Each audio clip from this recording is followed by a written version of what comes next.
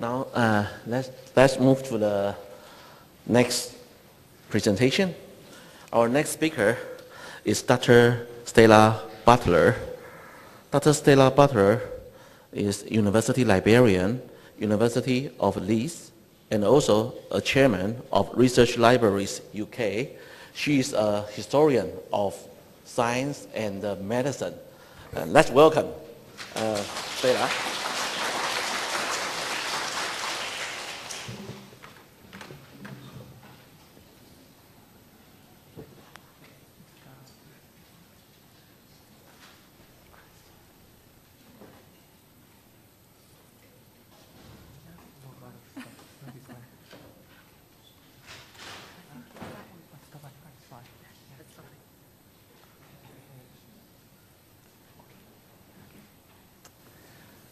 Well, good morning, ladies and gentlemen. Can I just say, first of all, it's a great pleasure to be here in Hong Kong and to be speaking here and sharing a very, very relevant subject to all of us, I think, collaboration as well as competition elements in there, and certainly the yin and the yang.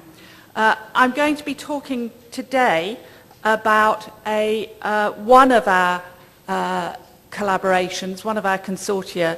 The University of Leeds Library is in fact a member of 5 UK consortia. We like collaborating, we like consortia in the UK, and the one that I'm actually going to talk about, the top on this list, is the White Rose Consortium. I'm going to try and summarise the paper that you have in your pack in a few slides. I hope that I can time things so that we can perhaps have time for a couple of questions before we break for coffee. But you will find much more detail in the paper that's on your USB stick in the conference pack. As I said, we're a member of 5 UK consortia, as well as the White Rose, which I'll explain in a moment. We're a member of the North East and Yorkshire Academic Libraries Consortia, NIAL, that second one, which is our purchasing consortium, the way we buy most of our books and our non-journal materials. We're also part of what's called the Northern Collaboration, which is actually a very new consortium. It's about 50 libraries or so, and it's at the moment finding its feet. But it's looking at various shared services such as inquiries, also the possibilities of working together over purchasing e-books. We're also a member of SCONL, which is the UK's biggest consortium of academic libraries, and we are active members of SCONL.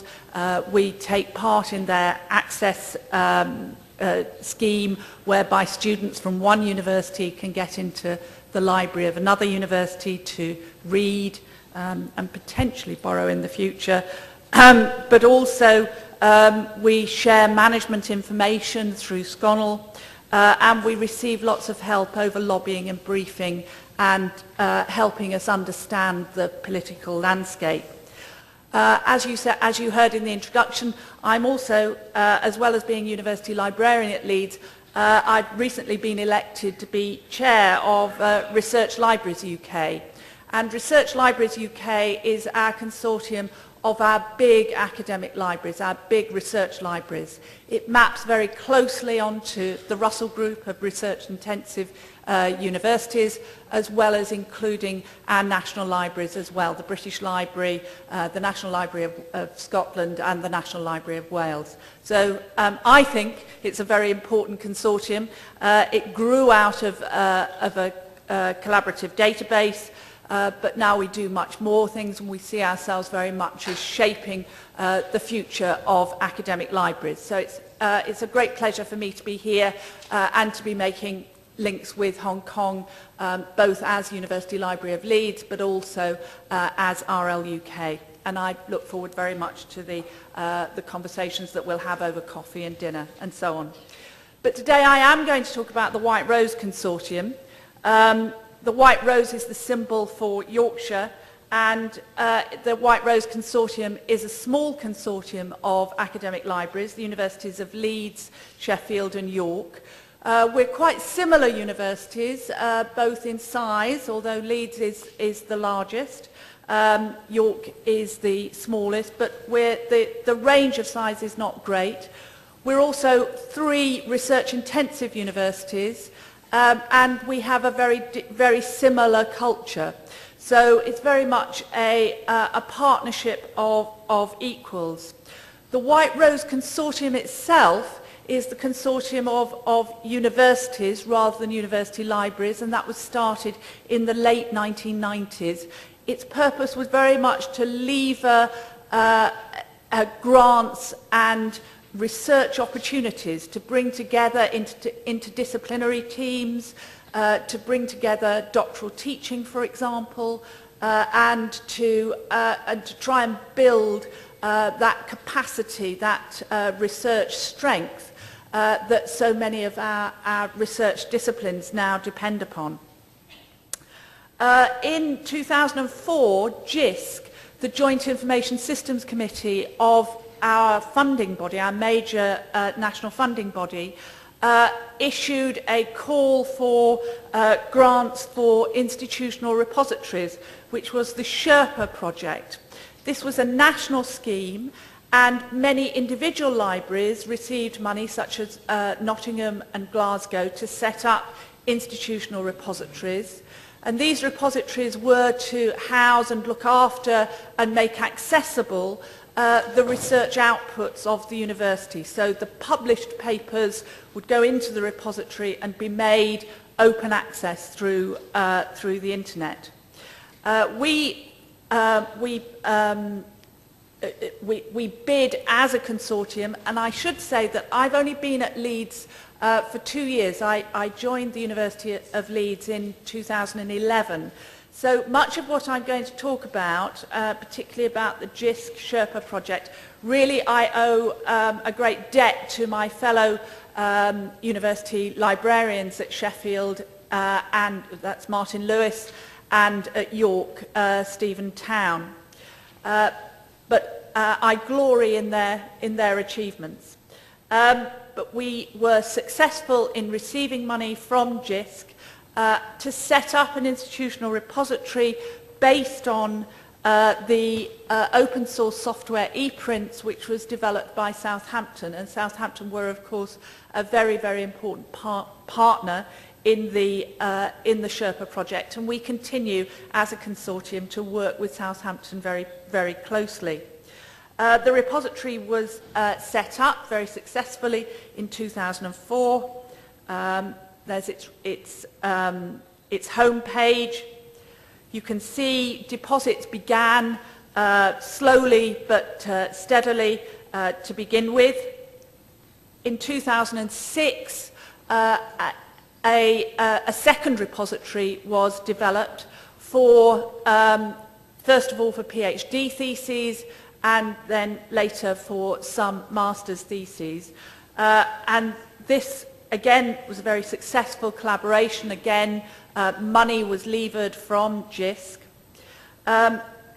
Recognising, though, that there were some challenges around the rate of deposit, and recognising particularly that much of the value of these repositories depend upon the amount of stuff that you have in there, the number of deposits, the number of theses. The consortium bid again in 2007 for funding to develop some tools to allow us to bulk import into the repository. And this was if we go back to this was the JISC Increase project. In the UK, we love these names for projects. So all projects that we bid for have to have some kind of, you'll hear some more in a moment, but they all have to have some kind of name that distinguishes partially their purpose. But the 2007 Increase project was very successful in developing these tools that allowed us to take batches of theses into the repository. And you can see there the spike, particularly of Leeds in the light colour below the black total, that shows you how successful that tool was in increasing the size of the content within the repository. In 2009, though, the environment changed very much, and this, in a sense, is where we begin. You've heard much of, and I think I'm right, you've heard much of the yin, the advantage and the close collaboration that worked, the coming together. If you read the full paper in the pack, I analyse in more detail how the collaboration worked, mapping against the OCLC model of collaborations. You saw our interests coming together so that really they aligned completely and allowed us to successfully bid for that money. From 2009, I think probably we move a bit towards the yang of our collaboration. It's still going, I hasten to say, and I think it's pretty solid, actually. I think we'll continue to collaborate for many times to come. But in 2009, partially in preparation for what we're experiencing this year, which is the Research Excellence Framework, where we have to submit our selected research outputs to HEFC as part of an assessment of the research strength at all our universities. The three universities acquired publications software, publications database. We acquired Symplectic at Leeds and at Sheffield as well, but York acquired a different system, Pure. So we went from one shared repository between the three universities to a situation where we had one repository but three different publications databases. So we had the challenge of linking different software systems together. In 2011, I mentioned that I came into post. This had been a very, and was still, a very successful collaboration. However, it had been going since 2004, and as a new library director, I was very concerned to understand and review and make sure that all the systems that we had in place were as robust and as fit for purpose as possible. So I got my two White Rose directors, my two White Rose colleagues, to agree to us appointing external consultants, Zero Consulting, to look at a service review for us, to tell us whether we were investing the right amount of money, and I did have some concerns that we weren't actually putting enough in. It seemed to me almost too good to be true what we had achieved, but also to look at the software environment to see whether this increasingly complex environment that had developed since 2009 was actually was the right structure and was actually fit for purpose. My real concern was whether we should have one institutional repository or whether we should have been going to three repositories mapping onto the three publications databases. At the same time, a kind of a very disruptive to me, although very positive in many ways, report came out, the Finch report, of a committee chaired by Dame Janet Finch that looked at publishing and scholarly communications in the UK. This was very much part of a movement to open science, to open access, and the Finch report recommended that that the UK scientific community, particularly, but the academic community more generally, should move to open access publishing, and the report itself recommended moving to so-called gold open access, so where you pay to publish. We were very concerned about this. Many library directors in the UK were concerned that this would reduce the importance of the institutional repository. And there have been many discussions since the publication of the Finch report, and particularly since in the autumn of last year, RCUK, that's the Research Council's UK, issued a revised open access policy that required and now requires all the products of research funded by Research Council UK to be made open access.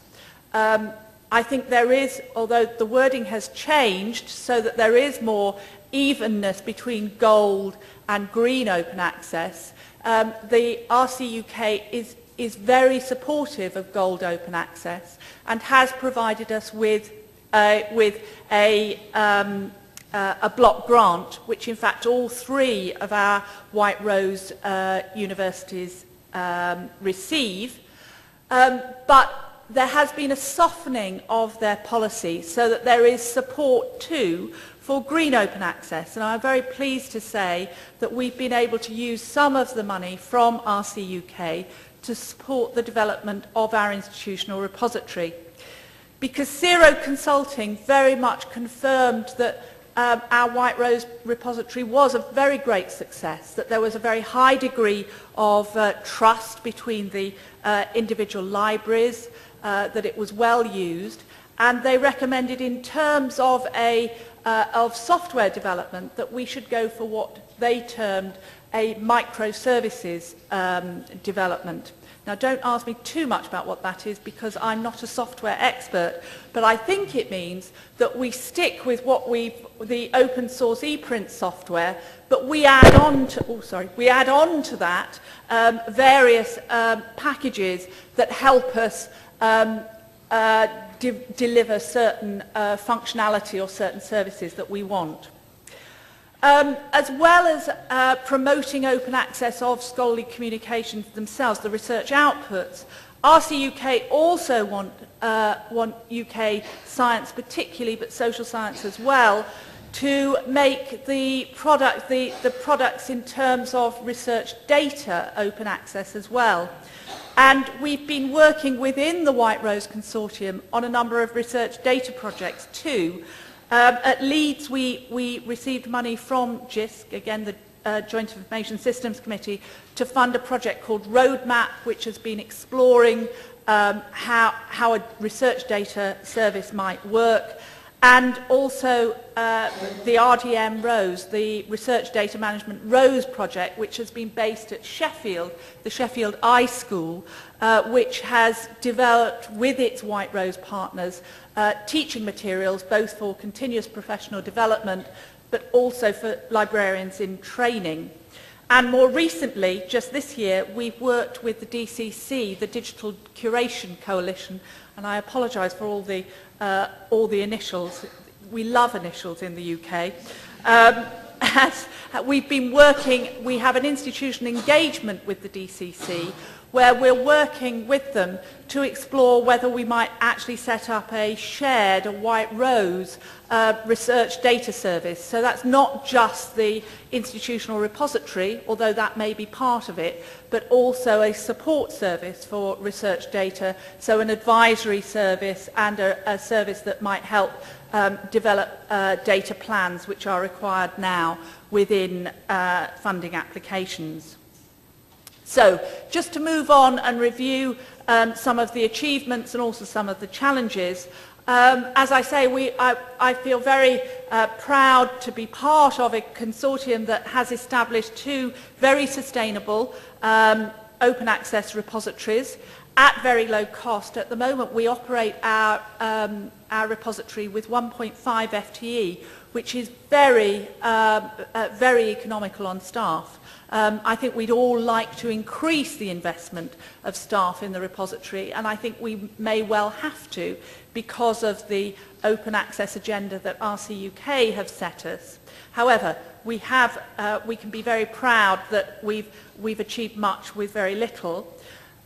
We've achieved what the White Rose Consortium wanted at the beginning, which was to be able to lever additional money which we wouldn't have got from individual schemes, but we would get for a consortium. And as I've indicated, we've collaborated both informally and formally on research data projects. And it's been very good for us as individual libraries. We've got lots of great compliments from our Vice-Chancellors and from the organisation that is the White Rose itself. We're seen as a great success, and that's always good for a library director. There have been some challenges, though. The scale of our combined universities is huge. We have 30,000 students. There are about 24,000 at Sheffield, slightly fewer at York. That makes for a huge, huge institution, combined institution. As I said, the technical challenges of integrating one database into those different symplectic and pure software environments has been very challenging indeed. And our software environments for research are developing into an even more complex landscape. We have recently introduced a CRIS, a research information system that we developed in-house. Pure also offers a research information system, and it's becoming increasingly important to plug together these research information systems with our repository, with the publication system. And this has caused several of us, both library directors and our IT directors, headaches over the last few months. Also, the changes in the external environment often mean that individual universities want to respond in different ways. And when you're part of a consortium, particularly delivering an operational service, that can be quite challenging to achieve consensus. We've had to negotiate sometimes to reach agreement, for example, over when software updates happen, because we found that when we update, say, the ePrints repository, then it throws out things in Pure, but it makes it different in symplectic. So actually timing all of those things to make sure that we continue the delivery of a service has been very challenging. And as open access has developed, we have been concerned that the White Rose brand is not as strong, it's not as well known as our individual universities. And we are looking at how, although we've got that White Rose front home page, we are now looking at how we might actually put individual front pages onto that repository.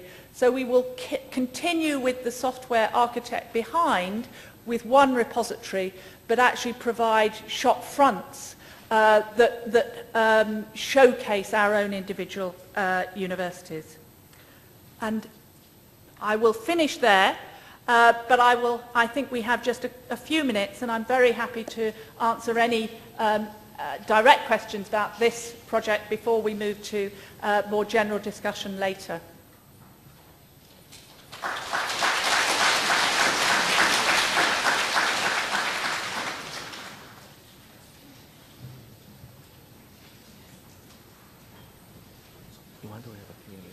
Yeah, if there is time, or I'm happy to leave it till later, whichever is.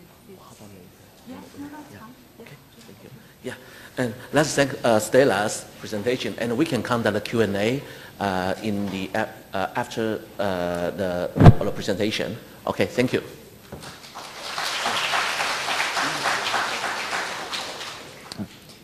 It is now morning tea time. We would like to thank Progress for sponsoring the morning tea. Our sponsors have set up their booths in the foyer. Please take time to visit them. Remember, if you have any questions, please ask our staff at the registration desk for assistance. The morning session will recommence at 11 o'clock. 下面是茶歇时间，多谢 Progress 赞助今天早上的茶点，请大家到大厅享用。场外亦有大会赞助商的摊档，欢迎大家浏览。如需协助，请与登记处的人员联络。下一节将于上午11点开始。